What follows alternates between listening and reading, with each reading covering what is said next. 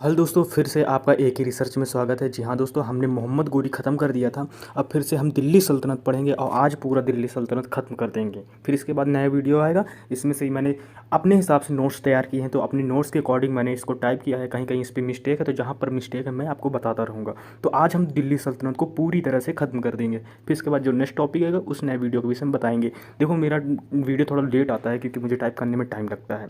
तो चलिए दोस्तों, शुरू करते हैं। तो दोस्तों, हम यहाँ से पढ़ते हैं दिल्ली सल्तनत। जी हाँ दोस्तों, दिल्ली सल्तनत यानी कि 1206 से 1526। जी हाँ दोस्तों, इसमें से किन किन ने शासन किए मैं उनके विषय में फटाफट बताता हूँ। तो इसमें से गुलाम वंश है, खिलजी वंश है, तुगलक वंश है, सैयद वंश है और लोधी वंश है। इन सारे वंशों के विषय में आज हम डिटेल से पढ़ेंगे। डिटेल नहीं, वन लाइनर या फिर ऐसे ही सारे क्वेश्चन हैं जो किसी भी एग्जाम को आप कहीं इससे बाहर, कोई एग्जाम से बाहर नहीं आएगा। चलो अब आगे पढ़ते हैं। ये 5 सल्तनत ने यानी दिल्ली सल्तनत में 5 वंशों ने शासन किया। फिर इसके बाद हम नेक्स्ट क्वेश्चन की तरफ बढ़ते हैं। इनका आप सीरियल भी भी देखे रहिएगा कि कैसे ये सीरियल है। ऐसे ऊपर से नीचे तक गुलाम वंश आया, खिलजी वंश आया, तुगलक वंश आया, सैयद वंश आया, लोधी वंश आया। फिर इसके बाद हम नेक्स्ट आगे बढ़ते हैं। इसमें से जो सबसे यानी कि मैंने नोट पॉइंट भी बनाया है अपने हिसाब से, इसमें से जो हमारा है यानी कि जो सबसे लंबा कार्यकाल तुगलक वंश का था। फिर इसके आगे हम बढ़ते हैं दोस्तों। इसमें से जो बात करें सबसे छोटा कार्यकाल किसका था, तो दोस्तों खिलजी वंश का था। सबसे लंबे समय तक शासन करने वाला सुल्तान बहलोल लोदी था। तो ये नोट पॉइंट था जो कि ये दिल्ली सल्तनत से स्टार्ट होता है। अब हम गुलाम वंश से इसकी स्टार्टिंग करते हैं। तो दोस्तों, हमारा गुलाम वंश स्टार्ट होता है। जी हाँ दोस्तों, गुलाम वंश स्टार्ट होता है यानी कि 1206 से ईस्वी से 1290 ईस्वी तक। देखो दोस्तों, इस काल का को गुलाम वंश इसलिए कहा जाता है क्योंकि गद्दी पर बैठने सुल्तान कभी ना कभी दास रह चुके हैं। जी हाँ दोस्तों, गुलाम वंश इस वजह से कहते हैं क्योंकि जो गद्दी पर बैठे वो कभी ना कभी कहीं ना कहीं दास रह चुके थे। फिर इसके बाद आते हैं कुतुबुद्दीन ऐबक 1206 ईस्वी से 1210 ईस्वी तक। ये सीसी लिख गया है, मिस्टेक है। फिर इसके बाद आता है यानी कि 1208 ईस्वी में इसे दासता से मुक्ति किया गया, यानी दिल्ली सल्तनत का पहला सुल्तान जो एक ही समय पर दास और सुल्तान दोनों था। जी हाँ दोस्तों, नेक्स्ट क्वेश्चन की तरफ बढ़ते हैं। फिर इसने लाहौर, जी हाँ दोस्तों, इस जगह से इसने लाहौर को राजधानी बनाई, दिल्ली को मुख्यालय बनाया। लाखों का दान करने के कारण इसे लाख बख्श कहते थे। बख्श लिखा है, लाख बख्श होगा इस जगह। फिर इसके बाद इसे कुरान यानी कि जवानी, इस जगह जवानी होगा दोस्तों, जवानी याद था इसलिए इसे कुरान खां कहते हैं। इस जगह थोड़ा सा जवानी लिखा है, तो आप इसे अपने हिसाब से समझ, जहाँ पर मिस्टेक मैं बताता रहूँगा। फिर यहाँ के लोगों को न्याय देने में बहुत भरोसा करता, यह लोगों को न्याय देने में बहुत भरोसा करता था। फिर नेक्स्ट क्वेश्चन की तरफ बढ़ते हैं। नेक्स्ट क्वेश्चन नहीं, इसलिए इसलिए इसे हजरत ए आला कहते थे। जी हाँ दोस्तों, न्याय देने की वजह से इसे हजरत ए आला कहते थे। फिर इसके विषय में पढ़ते हैं, इससे ज़्यादा और कहीं बाहर क्वेश्चन नहीं आएगा कि इमारतें और शब्द। फिर इसने दिल्ली सल्तनत का पहला शहर बसाया जिसे किला ए शराय यानी पिथौरा कहा जाता है। जी हाँ दोस्तों, सल्तनत होगा, संत लिखा है। फिर 1157 में कुव्वत उल इस्लाम मस्जिद बनवाई। ये दिल्ली सल्तनत की पहली इमारत थी। इसे 27 हिंदू और जैन मंदिरों को तोड़कर बनाया गया था। इस बात को, इस हेडलाइन को आप भी याद रखिए, 27 मंदिर और जैन मंदिरों को तोड़कर बनाया गया है। 27 हिंदू और जैन मंदिरों को दोनों को मिला के। फिर इसके बाद नेक्स्ट क्वेश्चन आता है यानी कि 1199 में कुतुब मीनार का निर्माण करवाया और इसी तुर्की विजय यानी स्तंभ भी कहते हैं। जी हाँ दोस्तों, फिर भारत को 1200 ईस्वी में अजमेर में 2.5 दिन का झोपड़ा नामक मस्जिद बनवाई गई। फिर इसके बाद आता है 1210 ईस्वी में लाहौर में चौगना खेलते समय ऐबक की मृत्यु हो गई। फिर इसके बाद हम पढ़ते हैं इल्तुतमिश। जी हाँ दोस्तों, इल्तुतमिश आता है, इल्तुतमिश यानी कि 1211 ईस्वी से 1236 ईस्वी। फिर इसके बाद जो है इस ऐबक ने यानी कि 1000 जीतल में खरीदा गया था। इस ऐबक को इसने, इल्तुतमिश ऐबक को इसने 1000 जीतल में खरीदा था। फिर इसके बाद ये ऐबक यानी कि ये ऐबक पहले से 1206 ईस्वी में ही दास्ता से मुक्त हो गया था। सुल्तान बनने से पहले बदायूं का इक़्तिदार रह चुका था।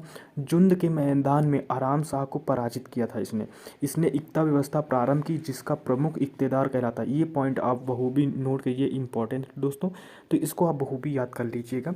फिर इसने तुर्की सरदारों को प्रोत्साहित करने के दल ए चालीसा यानी तुर्क चहलगानी दल खालसा का गठन किया गया। जी हाँ दोस्तों, नेक्स्ट क्वेश्चन की तरफ बढ़ते हैं।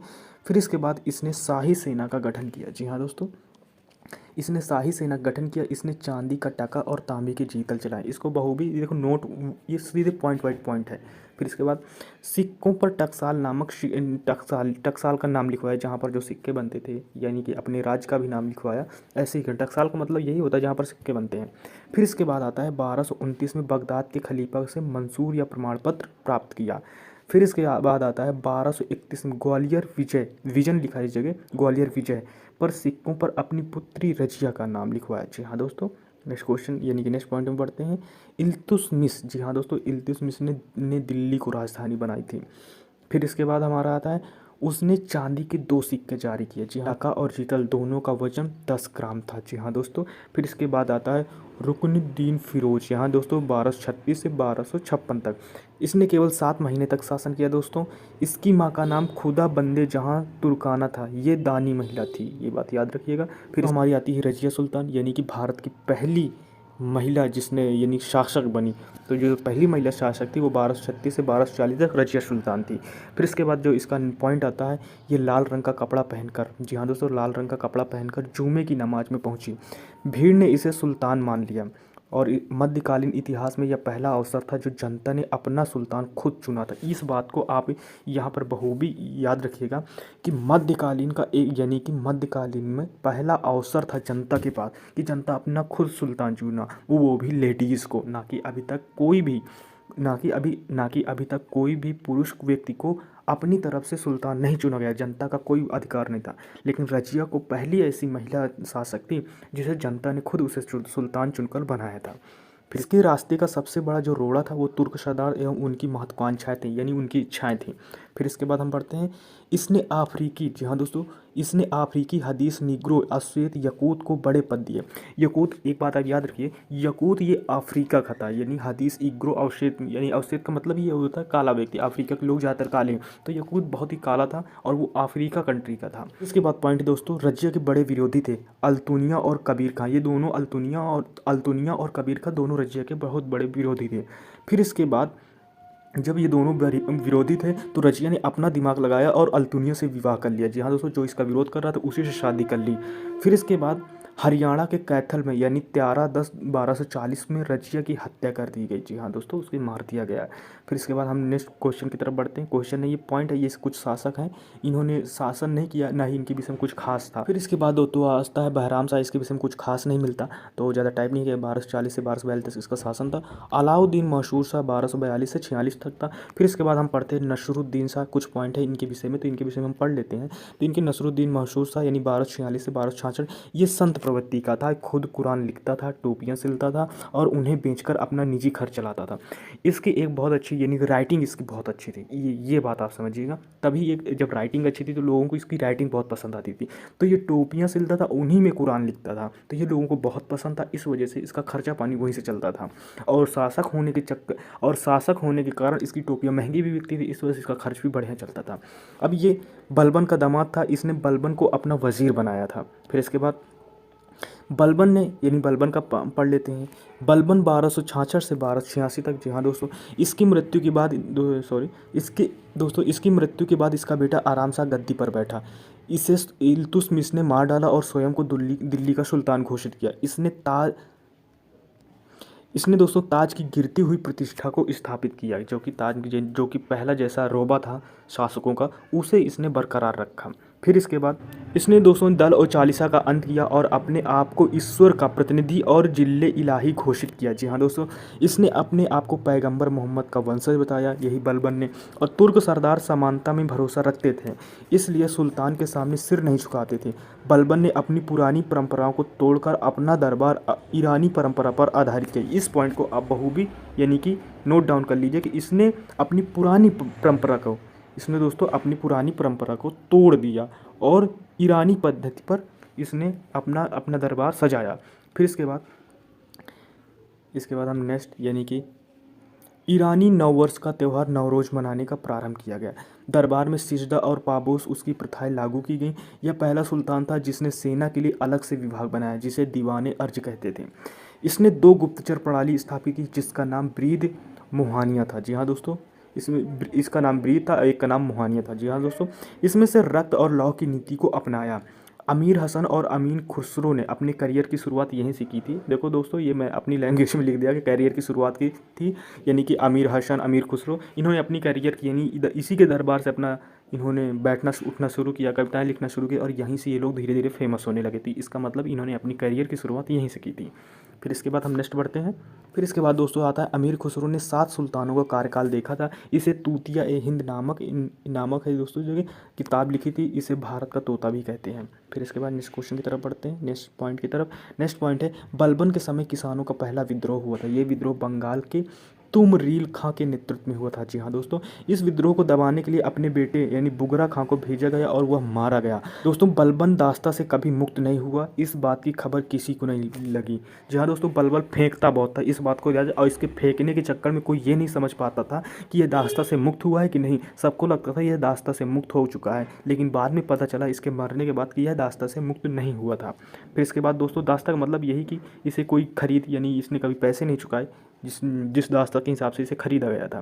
फिर इसके बाद हम नेक्स्ट बढ़ते हैं दोस्तों। बलबन के मरने के बाद कई खुसरो, जी हाँ दोस्तों, कैकूबाद फिर क्यूमस 4 साल के अंदर 3 सुल्तान बदले। जी हाँ दोस्तों, फिर दोस्तों 1290 सामाना का सूबेदार जलालुद्दीन खिलजी दिल्ली आता है और कैमूर्स को मारकर दिल्ली का सुल्तान बनता है। जी हाँ दोस्तों, फिर इसके बाद हम बढ़ते हैं नेक्स्ट उसमें। फिर हमारा जो नेक्स्ट आता है यानी कि खिलजी वंश आ जाता है। यही अलाउद्दीन खिलजी यानी कि खिलजी वंश 1290 से 1120 ईस्वी, इसके विषय में पढ़ते हैं। तो इस वंश का यानी कि सत्ता में आने से निम्न कुल के लोगों को नौकरियां मिलने लगी। इस काल में लोग रोजगार की तलाश में गांव से नगरों की ओर जाने लगे। जी हाँ दोस्तों, नेक्स्ट क्वेश्चन पॉइंट में बढ़ते हैं। इन्हीं घटनाओं, जी हाँ दोस्तों, इन्हीं घटनाओं को खिलजी क्रांति एवं नगरी क्रांति के नाम से जाना जाता है। फिर इसके बाद हम ये तो अभी खिलजी वंश के विषय में बता रहा था, अब जलालुद्दीन खिलजी के विषय में पढ़ते हैं यानी कि शासक के विषय में पढ़ते हैं। जलालुद्दीन खिलजी 1290 से 1296। जी हाँ दोस्तों, इसका रणथंभ और विजय। जी हाँ दोस्तों, 1291 ईस्वी में यहाँ का शासक हमीर देव था और यहीं पर जलालुद्दीन खिलजी ने कहा था मैं एक मुसलमान हूँ, मैं एक बाल के बराबर ऐसे 10 लोगों को कुर्बान कर सकता हूँ। इस लाइन को इसने बोला था। फिर इसके बाद हम पढ़ते हैं यहाँ से। तो दोस्तों बलबन के समय, जी हाँ दोस्तों, बलबन के समय मंगोल भारतीय सीमाओं के इर्द गिर्द आ गए थे, यानी कि बलबन के शासनकाल में उसके राज्य के आसपास मंगोल आकर बसने लगे थे। फिर इसके बाद जलालुद्दीन खिलजी के समय दिल्ली में प्रवेश किया और जिस दोस्तों जलालुद्दीन लिखा है ने इन्हीं मंगोल पुरियों को यहीं पर बसाया, जगह नहीं पर इनको यहाँ पर बसा दिया। फिर इसके बाद इसने क्या किया कि मंगोलियों ने इस्लाम स्वीकार किया। इसने उन्हें कहा कि आप इस्लाम स्वीकार किए, इन्हें ही नन मुसलमान कहा गया। जलालुद्दीन खिलजी का पहला सुल्तान था जिसने निरंकुशवाद या उदारवाद का आदर्श बनाया। जी हाँ दोस्तों, इसकी हत्या यानी कि इसके भतीजे दामाद अलाउद्दीन ने कड़ा में कर दी थी। फिर इसके बाद आता है अलाउद्दीन खिलजी। जी हाँ दोस्तों, जो कि इस टॉपिक का सबसे इम्पोर्टेंट पॉइंट, हमेशा क्वेश्चन पूछे जाने वाला ये सुल्तान है जिससे हमेशा क्वेश्चन पूछे जाते हैं। फिर इसके बाद आते हैं अलाउद्दीन खिलजी यानी 1296 से 1316। जी हाँ दोस्तों, इसके लिए गुरस भी कहते थे। जी हाँ दोस्तों, फिर इसके बाद इसी के समय दिल्ली सल्तनत का साम्राज्यवादी युग प्रारंभ हुआ। अलाउद्दीन खिलजी ने सिकंदर ए सनी की उपाधि धारण की थी। विश्व विजेता बनने से पहले संपूर्ण भारत की विजय करना चाहता था। इसी बीच पश्चिम उत्तर भारत में मंगोलियों ने 6 बार हमले किए। जी हाँ दोस्तों, इसी के टाइम पर, और इन मसलों को निपटाने और संपूर्ण भारत की विजय के लिए इसे विशाल सेना की आवश्यकता थी। जी हाँ दोस्तों, फिर इसके बाद आता है इस आवश्यकता को पूरा करने के लिए इसे विशाल धन की भी ज़रूरत थी। इस विशाल धन के लिए इसने निम्न उपाय किए। क्या किए? सैनिक सुधारा और राजस्व। जी हाँ दोस्तों, सैनिक सुधारेगा तो युद्ध लड़ेगा और राजस्व सुधारेगा तो इसे कर मिलेगा। फिर इसके बाद इसने कर सुधार यानी लगान, बाजार सुधार, मोल का नियंत्रण किया। जी हाँ दोस्तों, फिर इसके बाद इसने भूमि सुधार किया। दोस्तों टाइप भूमि सुधार, इसके लिए इसमें से सबसे पहले भूमि की नाप करवाई। जी हाँ, तो नाप नहीं, इस जगह नाप करवा, और इसे ही मस ए आहत कहते हैं। जी हाँ दोस्तों, इसे ही मस ए आहत कहते हैं। फिर इसके बाद इसने लगान वसूली के लिए इसने बिस्वा की इकाई बनाया। इसने लगान की दर को 33% से बढ़ाकर 50% कर दिया था। इससे भी पूर्ति नहीं हुई तो इसने चरी एवं यानी चरी और घड़ी नामक कर लगाया। जी हाँ दोस्तों, फिर इसके बाद बिचौलियों को समाप्त किया। बिचौलियों जो बीच में खाने वाले पैसे होते दलाल होते हैं उनको ख़त्म करिए और डायरेक्ट टैक्स लेने लगा। जैसे मुकदमा एवं चौधरी, यही लोग लगान वसूल करना अपना हिस्सा काटकर सुल्तान को देते थे।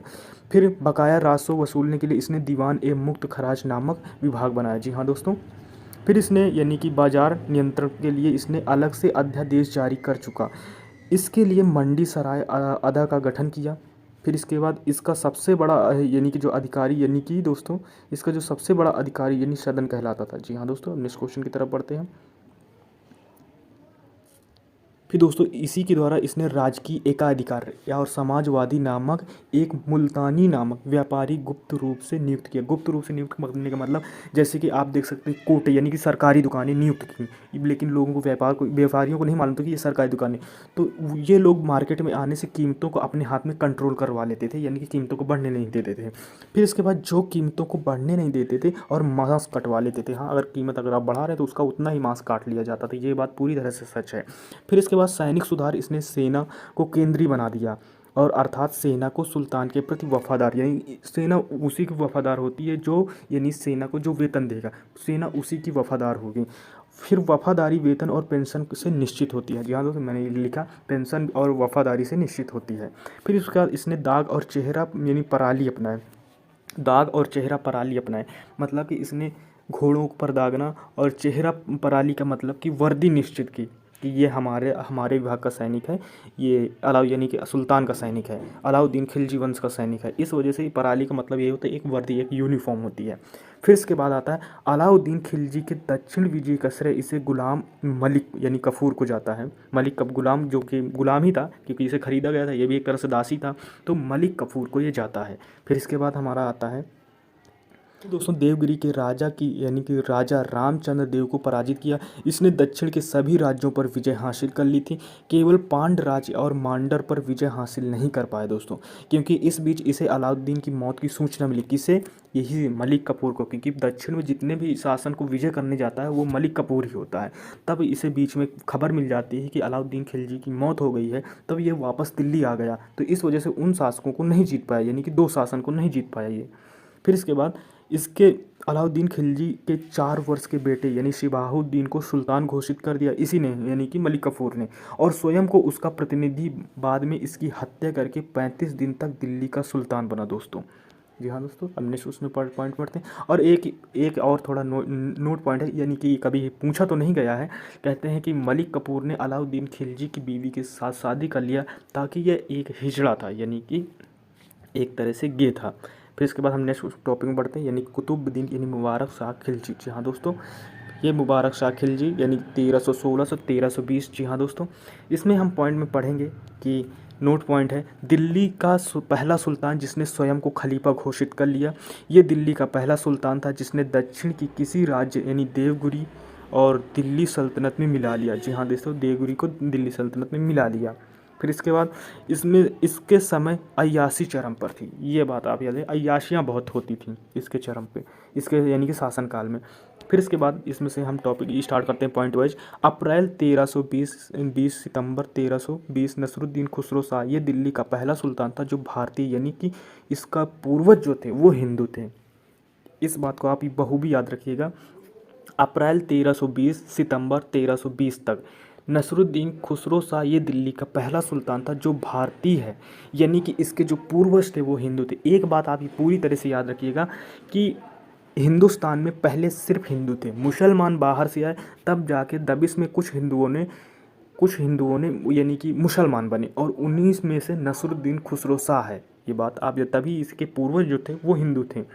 फिर इस पॉइंट को आप इस जगह से आप पढ़िएगा, यानी दीपालपुर के शासक गाजी मलिक ने इसे सुल्तान मानने से मना कर दिया और तुगलक वंश की स्थापना की। जी हाँ दोस्तों, फिर इसके बाद हमारा जो नेक्स्ट पॉइंट पड़ता है, नेक्स्ट पॉइंट क्या है, यानी कि अलाउद्दीन खिलजी यानी गुजरात विजय के विषय में पढ़ते हैं ये। जी हाँ दोस्तों, गुजरात विजय। यह दोस्तों यहाँ का शासक कर्णदेव बघेल था। अलाउद्दीन खिलजी के सेनापति अलगू खां एवं नुसरत खां ने यहाँ पर आक्रमण किया था दोस्तों। उन्होंने सोमनाथ यानी कि चंद्रप्रभा के मंदिर को ध्वस्त करके आगे चलकर जूनागढ़ के शासक चूड़देव मंदिर का पुनर्निर्माण कराया और अलाउद्दीन खिलजी ने कर्णदेव बघेल की पत्नी कमला देवी से विवाह कर लिया। जी हाँ दोस्तों, कमला देवी से विवाह कर लिया और इसे मलिका ए जहाँ की उपाधि भी दी। फिर इसके बाद नेक्स्ट पॉइंट की तरफ हम बढ़ते हैं। फिर दोस्तों और यहीं पर मलिक कफूर 1000 दिनार पर ख़रीदा गया था। जी हाँ दोस्तों, मलिक कफूर को यहीं पर यानी कि गुजरात विजय पर ख़रीदा गया था। फिर इसके बाद आता है मेवाड़ से, यानी मेवाड़ अथवा चित्तौड़ विजय। यहाँ का शासक राणा रतन सिंह था और उसकी पत्नी का नाम पद्मनी था। जी हाँ दोस्तों, इस विजय पर अलाउद्दीन खिलजी के साथ अमीर खुसरो भी गया था। फिर इसके बाद हम पढ़ते हैं दोस्तों तुगलक वंश। जी हाँ दोस्तों, तुगलक वंश। इसके विषय में। इस वंश का जो संस्थापक था वो गाजी मलिक था। जी हाँ दोस्तों, गाजी मलिक था। फिर इसके बाद नेक्स्ट टॉपिक यानी कि अब गयासुद्दीन तुगलक, तुगलक वंश में हम दोस्तों आ गए हैं।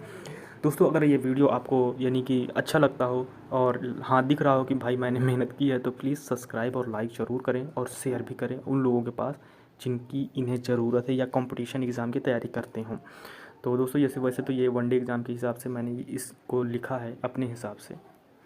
तो अब हम पढ़ते हैं दोस्तों गयासुद्दीन तुगलक के विषय में। जी हाँ दोस्तों, गयासुद्दीन तुगलक यानी कि 1320 और 1325 तक। जी हाँ दोस्तों, फिर इसके बाद पॉइंट हम देखते हैं।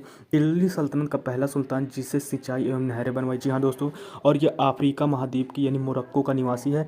इब्न बतूता यानी चौकी मोहम्मद बिन तुगलक के समय भारत आया था। जी हाँ दोस्तों, इब्न बतूता बताता है कि गयासुद्दीन तुगलक के टाइम पीरियड में डाक व्यवस्था बहुत ही ज़्यादा स्ट्रॉन्ग थी, यानी बहुत ज़्यादा चरम पर थी। फिर इसके बाद दोस्तों दिल्ली के सूफी संत निजामुद्दीन औलिया से विवाद था। जवाब में निजामुद्दीन औलिया लिखते हैं कि हुजूर अभी दिल्ली दूर है। जी हाँ दोस्तों, निजामुद्दीन औलिया लिखते हैं कि हुजूर अभी दिल्ली बहुत दूर है, गयासुद्दीन तुगलक। फिर इसके बाद हम पढ़ते हैं मोहम्मद बिन तुगलक के विषय में यानी कि MBT। जी हाँ दोस्तों, शॉर्टकट में इन्हें MBT ही बोलते हैं। फिर इसके बाद इसके बचपन का नाम, जी हाँ दोस्तों, इसके जो दोस्तों बचपन का नाम है जौना खां था। इसके इस युग का अरस्तु भी कहते थे, यानी कि विद्वान था। और बरनी के विपरीत यानी तत्व का मिश्रण बताता है, यानी कि बरनी के विपरीत ही रहता था। और ये जैन विद्वान यानी जिन प्रभा सूरी के साथ रात रात भर चर्चा किया करता था। इसकी सबसे बड़ी खास बात ये है कि ये विद्वानों के साथ यानी दिन में तो सभा करता था, लेकिन रात में बैठकर रात रात भर विद्वानों के साथ चर्चा किया करता था। तो इस हिसाब से ये बात तो कंफर्म है कि विद्वान बहुत ही ज़्यादा था MBT यानी कि मोहम्मद बिन तुगलक। फिर इसके बाद ये दिल्ली का पहला सुल्तान था जिसने सती प्रथा पर रोक लगाई। ये पॉइंट आप बखूबी यार दोस्तों आप इसको नोट करिए या लिखिए कहीं भी। ये दिल्ली सल्तनत का पहला सुल्तान था जिसने सती प्रथा पर रोक लगाई थी। इसने इराक, चीन और ईरान में राजदूत भेजे थे। जी हाँ दोस्तों, ये भी अच्छा पॉइंट है। वैसे दोस्तों ये पॉइंट तो सारे ही ठीक हैं। कई सारी किताबें खोजने के बाद मैं इन सारे पॉइंट्स को नोट कर पाया हूँ, लिख के लाया हूँ। तो आप बखूबी पढ़ते रहिएगा दोस्तों। पढ़ते हैं नेक्स्ट पॉइंट यानी कि अजमेर और बहराइच की दरगाह के जाने वाला पहला सुल्तान था। साधु सन्यासी के लिए उफ आम नामक बस्ती बनवाई। गायों के लिए इसने गो मठ भी बनवाया। जी हाँ, एक आज के तौर पर गौशालाएँ भी बनवाई। दिल्ली से दूर यानी बुलंदशहर में गंगा नदी के किनारे स्वर्गद्वारी नामक एक नगर भी बसाया इसने। इसके समय में पहली बार हिंदू बड़े बड़े पद पर पहुंचे जैसे साईंराज, धारा रतन। फिर इसके बाद नेक्स्ट पॉइंट है इस यानी कि इसकी इन्हीं हरकतों से कट्टर जो मुसलमान थे, यानी कि जो हिंदुओं को बहुत सपोर्ट करता था, और जो कट्टर मुसलमान थे बहुत ज़्यादा भाई नाराज़ हो गए। दो में से एक पार्टी को तो नाराज़ होगा ही, क्योंकि एक के लिए अगर आप करोगे दूसरों के लिए भी ये करता था। लेकिन मुसलमानों का कहना था कि तुम मुसलमान हो के, यानी कि ये हिंदू को काफिर कहते थे मुसलमान, तो काफिरों की इतनी मदद क्यों कर रहे हैं। इस वजह से कट्टर मुसलमान इनसे बहुत ज़्यादा नाराज़ थे। फिर इसके बाद यानी कि दिव्य आयुर्वेद। जी हाँ दोस्तों, आयुर्वेद 2 लिखा है, 2 बार लिखा है। इसमें आयुर्वेद का ज्ञाता था, यानी कि आयुर्वेद को तिव्या बोलते थे पहले, और मेरे हिसाब से तो फारसी वर्ड है तिव्या आयुर्वेद का। और इसे दोस्तों सृष्टि का आश्चर्य भी कहते हैं। जी हाँ दोस्तों, 1351 में थट्टा सिंधु में इसका निधन हो गया। मोहम्मद बिन तुगलक ने अपनी योजनाओं के कारण जाना जाता है। इसने 5 योजनाएं दोस्तों बनाई थी। इसने 5 योजनाएं बनाई थी। उनमें से कौन कौन सी योजना है दोस्तों उसके विषय में पढ़ते हैं। 4 योजनाएं थी है और बाकी एक योजना दूसरे पेज में है। तो पहली योजना है दोबाब में कर वृद्धि। यहाँ दोस्तों 1325 से 1326 तक। फिर राजधानी परिवर्तन 1326 से 27, यानी 1326 से 27 दिल्ली से दौलताबाद स्थानांतरित किया था। प्रतीक मुद्रा का प्रचलन अभी 1329 में और 30 तक इसने चलाई। फिर खुरासान अभियान 1331। इसके बाद जो 5वां पॉइंट क्या है, कराचिल अभियान। जी हाँ दोस्तों, इसका जो 5वां पॉइंट है वो कराचिल अभियान है 1337। किसानों ने इसके समय विद्रोह किया। ये दिल्ली का पहला सुल्तान है जिसे के समय किसानों ने विद्रोह किया, क्योंकि मोहम्मद बिन तुगलक संवेदनशील व्यक्ति था, इसलिए उसने इस आदेश को वापस ले लिया। यानी कि नरेंद्र मोदी जैसा ही था दोस्तों, क्योंकि जब किसान बिल को इतना अच्छा किसान बिल को क्या कहते हैं नरेंद्र मोदी ने वापस ले लिया। फिर इसके बाद बात करते हैं उत्पादन में वृद्धि के लिए इसने दीवाने एकोही नामक अलग मंत्रालय बनाया दिया। इस मंत्रालय ने हल, बीज और बैल बैल लिखा है बैल खरीद के लिए किसानों को ऋण उपलब्ध करवाया, जिसे तकवी सोनधारी के नाम से जानते हैं। सोचो दोस्तों उस समय का कितना बढ़िया शासक था। आजकल बहुत सारी मैंने किताबें पढ़ी तो उसके विषय में पागल बताते हैं, कुछ भी बताते हैं, इसका मिशन असफलता, बहुत सारी चीज़ें बताते हैं, लेकिन जिसकी योजनाएं थी ना वो टॉप 1 क्लास की थी। जो कि आज हम जिन योजनाओं पर काम करते हैं ये समझो कि उतनी समय इन योजनाओं को लागू कर चुका था। इन बातों को आप समझ सकते हो कि ये शासक कितना महान था, लेकिन ये इसकी कोई योजना सक्सेस नहीं हो पाई, क्योंकि ये कोई भी चीज़ें प्रैक्टिकल नहीं करता था, डायरेक्ट इन्हें लागू करता था, उन पर रिसर्च नहीं करता था। रिसर्च क्या करना, जब योजना इतनी अच्छी तो उनमें क्या रिसर्च करना, बस लोगों की समझ में नहीं आता था।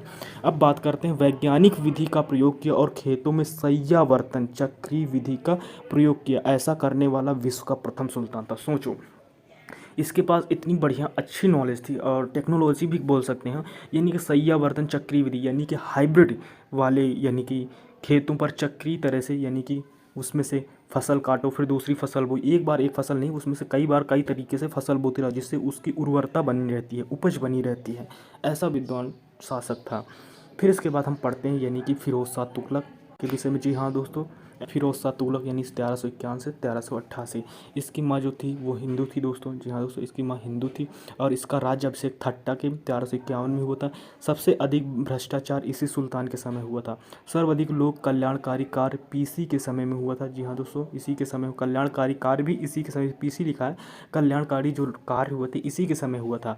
इसने लोक निर्माण विभाग का गठन भी किया, यानी कि पीडब्ल्यू मतलब रोड वाला ये, और इसने प्रशासनिक कार्य भी किया दोस्तों।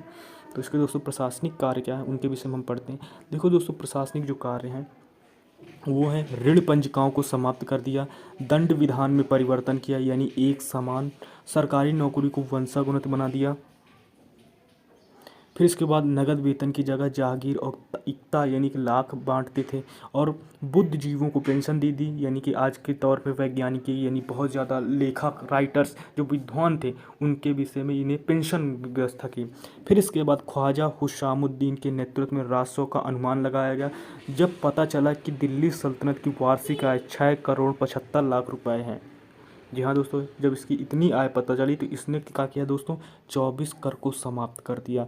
इसने कुछ नई मुद्राएं जारी की, जिसे शेरगिनी, आधा, विश्व। जी हाँ दोस्तों, दिल्ली के आसपास कई नहरें बनवाई दोस्तों। सबसे लंबी नहर का नाम अलगू खां था, दूसरी नहर का नाम रजब, वहीं तीसरी नहर का फिरोज शाही था। जी हाँ दोस्तों, नहरों के नाम भी याद रखिएगा।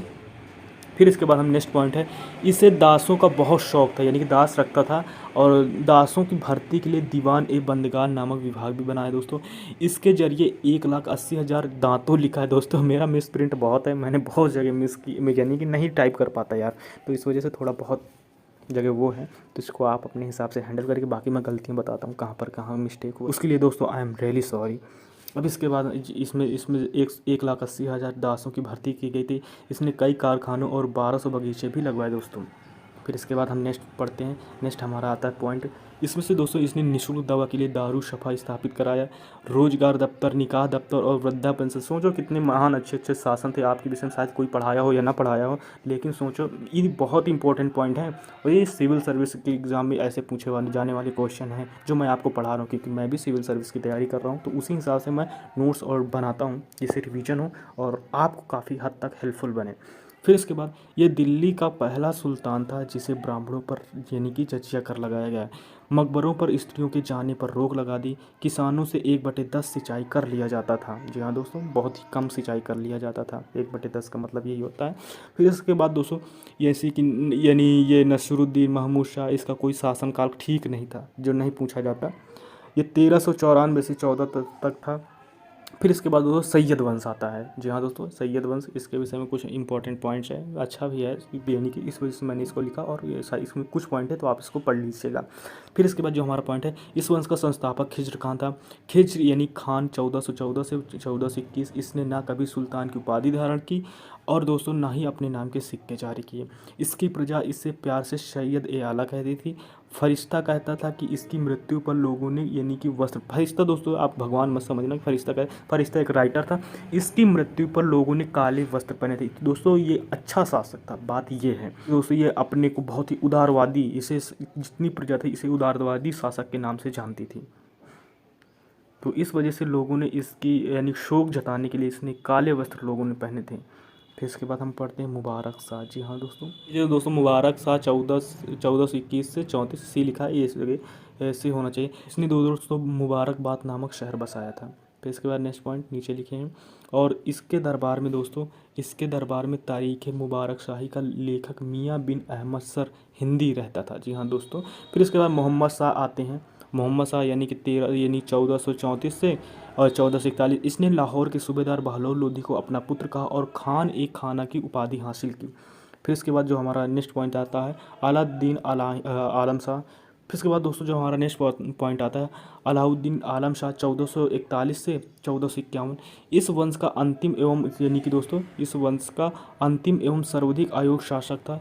फिर इसके बाद दोस्तों लोधी वंश यानी कि ये अफ़गान थे, मतलब कि पठान जो अफ़गानिस्तान से संबंध रखते थे। लोधी वंश दोस्तों स्टार्ट। फिर इसके बाद दोस्तों हम यानी कि बहलोल लोधी जगह कलर प्रिंट करना भूल गए हैं। बहलोल लोधी यानी 1451 से 89। इसका जो शासन था अफ़गानी यानी कर दिया, जिसमें से सुल्तान यानी कि सुल्तान समान में से यानी कि प्रथम यानी मात्र था। फिर इसके बाद मात्र था इसमें यानी कि इसने शासन अफ़गानी कर दिया। अफ़गानी तो कारण ये हो गया कि सुल्तान सब में से प्रथम था।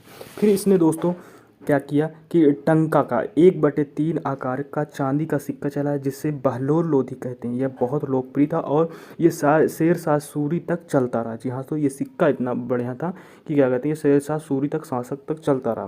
फिर इसके बाद ये आता है यानी कि शेर शाह सूरी ने चांदी का रुपया चलाया जो आज भी लोकप्रिय है। ये अपने अमीरों को मनसद ए अली कहकर बुलाता था। जी हाँ दोस्तों, प्यार से, नफरत से नहीं। फिर इसके बाद दोस्तों सिकंदर लोधी।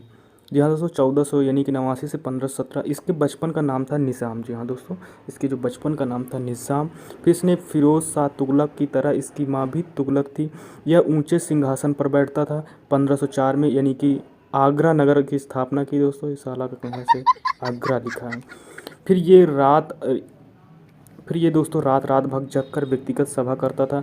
इसने अपनी प्रजा को न्याय की गारंटी दी। जी हाँ दोस्तों, गारंटी देता था न्याय की। फिर इसके बाद हम इसके बाद नेक्स्ट पॉइंट है इसके लिए इसने आपातकालीन दरबार लगाया, अनाज से चुंगी कर समाप्त कर दिया। इसने भूमि नापने के लिए गज ए सिकंदरी का प्रयोग किया जो कि 41 सिक्कों के बराबर था। 41 सिक्कों का मतलब कि 41 सिक्के इसे जोड़ के भैया बना लिया गया था। तो ये क्या कहते हैं 41 सिक्कों जोड़कर लिए गज ए सिकंदरी का यानी कि एक गज बनाया गया था। फिर इसके बाद ये अपनी वस्त्र और बिस्तर को बेचकर गरीब कन्याओं का विवाह करता था। फिर यह प्रतिदिन बाजार की मूल्य सूची यानी कि उसका नाम था रई, मूल सूची का नाम क्या कहते हैं रई कहते थे। तो इसको प्रतिदिन उस चेक करता था कि आज का रेट क्या है क्या है। तो ऐसे शासक बहुत महान होते हैं और ऐसी पद्धति और ऐसे तरीके आज भी पूरी दुनिया यूज़ करती है। फिर इसके बाद दोस्तों आता है इसे शहनाई बजाना बहुत पसंद था। यह फ़ारसी में गुल रुखी उपनाम से कविता लिखता था। इसी के समय में आयुर्वेद का फ़ारसी यानी फ़रंग ए सिकंदरी के नाम से अनुवाद किया गया था। इसी के समय संगीत का पहला फ़ारसी ग्रंथ लहजत ए सिकंदरी लिखी गई थी। जी हाँ दोस्तों।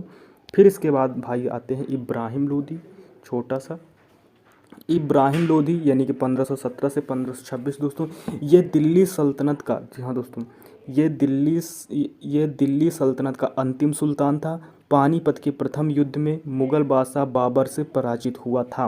फिर इसके बाद दोस्तों मुग़ल वंश 1526 में से लेकर 1857 ईस्वी तक रहा। मुग़ल वंश की स्थापना होती। मैंने आपसे कहा था मैं दिल्ली सल्तनत तक पढ़ाऊंगा। मुग़ल वंश को अभी मैंने टाइप नहीं किया, टाइप करने में मुझे बहुत कम आता है टाइपिंग, तो इस वजह से जोड़ घटा के किसी तरह से मैं टाइपिंग करता हूँ और वॉइस टाइपिंग का भी सहारा लेता हूँ। तो इस हिसाब से मैं अपनी PDF रेडी करता हूँ पढ़ाने के लिए, ताकि नोट्स अच्छे आपको प्रोवाइड हों।